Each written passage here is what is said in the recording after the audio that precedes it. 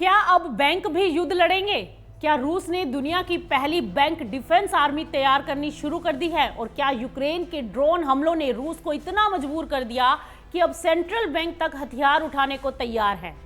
जी हां, रूस से इस समय एक बेहद चौंकाने वाली खबर सामने आई है जिसने पूरी दुनिया का ध्यान अपनी तरफ खींच लिया है।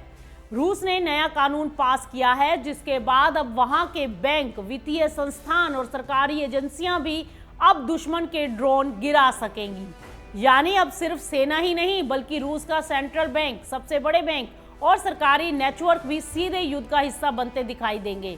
दरअसल पिछले कुछ महीनों में यूक्रेन ने रूस के अंदर तक ड्रोन हमले तेज कर दिए। ये हमले सिर्फ बॉर्डर तक सीमित नहीं रहे बल्कि रूस के कई अहम शहरों, सरकारी ठिकानों और रणनीतिक नेटवर्क तक पहुंच चुके हैं। और यही वजह है कि अब रूस अपनी सुरक्षा रणनीति पूरी तरह से बदल रहा है। और रूस की संसद के निचले सदन स्टेट डूमा ने मंगलवार को ये नया कानून पास कर दिया और इसके तहत रूस के सेंट्रल बैंक के कर्मचारियों को अब हथियार रखने, एंटी ड्रोन सिस्टम चलाने और जरूरत पड़ने पर ड्रोन को मार गिराने का अधिकार दिया जाएगा। और सबसे बड़ी बात यह है कि अब हर हमले के लिए स्पेशल फोर्सेस का इंतजार नहीं करना पड़ेगा। अगर किसी बैंक या सरकारी संस्थान पर ड्रोन हमला होता है तो वहां मौजूद कर्मचारी तुरंत कार्रवाई कर सकेंगे। और इस कानून के दायरे में सिर्फ सेंट्रल बैंक ही नहीं बल्कि रूस का सबसे बड़ा बैंक सबेर बैंक, रूसी कैश कलेक्शन एसोसिएशन और स्पेशल पोस्टल सर्विस जैसी एजेंसियां भी शामिल होंगी। स्पेशल पोस्टल सर्विस वही एजेंसी है जो रूस के टॉप सीक्रेट सरकारी दस्तावेज और गोपनीय फाइलें संभालती हैं। यानी अब रूस आर्थिक और सरकारी नेटवर्क को भी युद्ध का अहम मोर्चा मान रहा है। लेकिन यहाँ पर कहानी खत्म नहीं होती। इस कानून में सिर्फ उड़ने वाले ड्रोन की बात नहीं है। इसके तहत कर्मचारियों को पानी के अंदर चलने वाले अनमैन्ड सिस्टम यानी कि बिना ड्राइवर वाले वाहन और दूसरे ऑटोमेटेड सिस्टम को रोकने का अधिकार भी मिलेगा। यानी रूस अब हर उस मशीन से खतरा महसूस कर रहा है जो बिना इंसान के कंट्रोल के हमला कर सकती है। अब सवाल यह है कि रूस ड्रोन रोकेगा कैसे? मिली जानकारी के अनुसार सबसे पहले ड्रोन के सिग्नल को जाम किया जाएगा ताकि वो अपने टारगेट तक ना पहुंच सके। फिर उसके कंट्रोल सिस्टम में दखल देकर उसे रास्ते से भटकाने की कोशिश होगी और अगर खतरा फिर भी बना रहा तो उसे सीधे शूट डाउन किया जाएगा।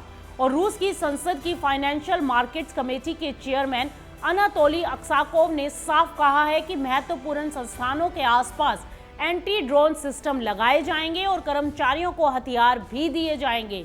दिलचस्प बात यह है कि इस सुरक्षा व्यवस्था का खर्च सरकार नहीं उठाएगी बल्कि जिस संस्थान को सुरक्षा चाहिए वही खुद पैसा देगा। यानी अगर सेंट्रल बैंक सिस्टम लगाएगा तो खर्च भी वही करेगा और अगर सबेर बैंक सुरक्षा बढ़ाएगा तो भुगतान बैंक खुद करेगा। इससे साफ हो गया है कि रूस अब युद्ध की जिम्मेदारी अलग अलग संस्थानों में बांट रहा है। दरअसल यूक्रेन की रणनीति अब पूरी तरह से बदल चुकी है। पहले ये जंग फ्रंटलाइन तक सीमित थी लेकिन अब लंबी दूरी वाले ड्रोन सीधे रूस के अंदर तक हमले कर रहे हैं और इसी वजह से रूस की एयर डिफेंस क्षमता पर दबाव बढ़ गया है और हर ड्रोन को सेना के जरिए रोकना अब आसान नहीं।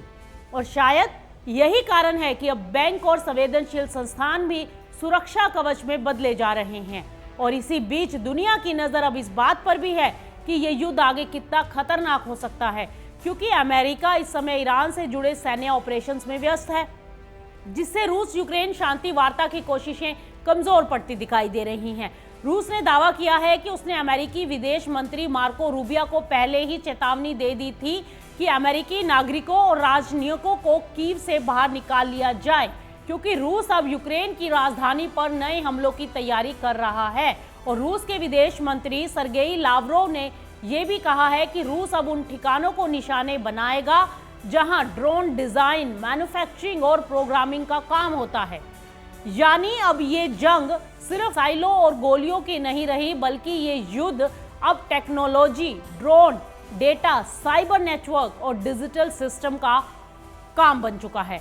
और शायद यही वजह है कि अब रूस के बैंक भी युद्ध का हिस्सा बन गए हैं। अब सवाल आपसे भी है, क्या आने वाले समय में दुनिया के दूसरे देश भी बैंकों और निजी संस्थानों को डिफेंस नेटवर्क में बदल सकते हैं या फिर ये कदम रूस यूक्रेन युद्ध को और ज्यादा खतरनाक बना देगा? अपनी राय हमें कमेंट में जरूर दीजिएगा और अगर वीडियो पसंद आए तो लाइक और शेयर जरूर कीजिएगा।